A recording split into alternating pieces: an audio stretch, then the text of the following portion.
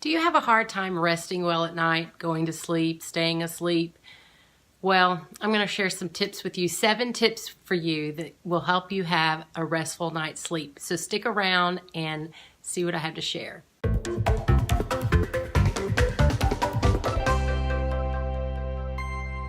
Now, before I share with you what my 7 tips are for a restful night's sleep, I want to share with you why it's so important to get a good night's rest. Did you know that you need 7 to 8 hours of rest a night? Now, some people need a little bit more, and some people, I've heard of some people that only get 3 to 4 hours of sleep a night. Now, if you're a new mom and you have a newborn, that's a whole different ball game. I'm not talking to you about getting 3 to 4 hours of sleep, because that's just a season you're in of not being able to sleep well. But if you're consistently over the years not getting a good sleep, it's so bad for your body. And why? Why do you ask? It's because your body needs to heal and repair. And when we sleep at night, that is the chance for our body to heal and repair itself. So set your body up for success, for being healthy, and get a good night's rest. It's not a hard thing to do, like exercising. Some people don't like to exercise to be healthy, but this is a way you can be healthier.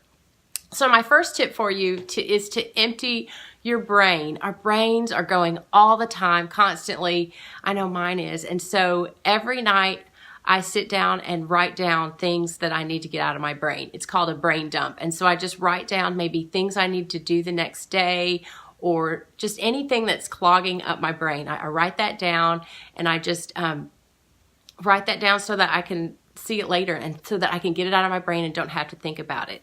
Some people like to keep a pen and paper by their bed at night so that when they wake up in the middle of the night, they can write down their thoughts and they don't have to try to remember them. Because I don't know about you, but it's so frustrating when you have this awesome idea in the middle of the night and then you're like waking up the next morning and thinking, what was that? I can't remember. So you can have a pen and paper beside your bed to write those down, and that's a great way to do that. You can also silence your cell phone. I don't know about you, but there's nothing worse than waking up in the middle of the night to some random text that maybe was sent on accident to someone else and you ended up with it. I don't know. Silencing your cell phone is huge. Now, most cell phones you can pick and choose. Like if you have children, you can choose where it comes through your do not disturb. If your kids are out late, your spouse is out on a trip or something and they need to call you, you can change the settings where it'll come through and they can still reach you through the night. I also love to recommend that you try using essential oils. My son Dalton loves using essential oils. He asks for them at nap time, at bedtime, and we've just gotten him in the routine of using them. 2 great ones you can use are lavender, and then I've also had a friend use peppermint oil as well. You can diffuse them, and you can also put a few drops behind your ear or on your pillow. So those are just 2 easy ways you can use essential oils. Exercising is my number 4 tip, and I know most people are like, oh, I don't want to exercise, but really it gets your body moving, gets you exercising, gets that blood flowing and pumping, and it's really good for you so that your body will want to rest when it is time to rest. Number 5 is to set a bedtime and stick with it.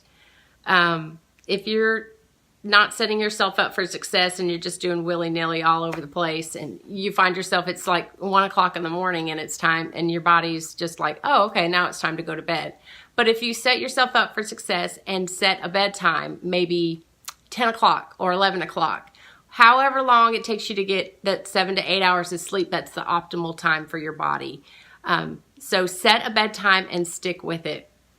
Now, you may not like number 6, is to limit screen time before you go to bed. This could be your cell phone, an iPad, the TV, whatever keeps your brain pumping.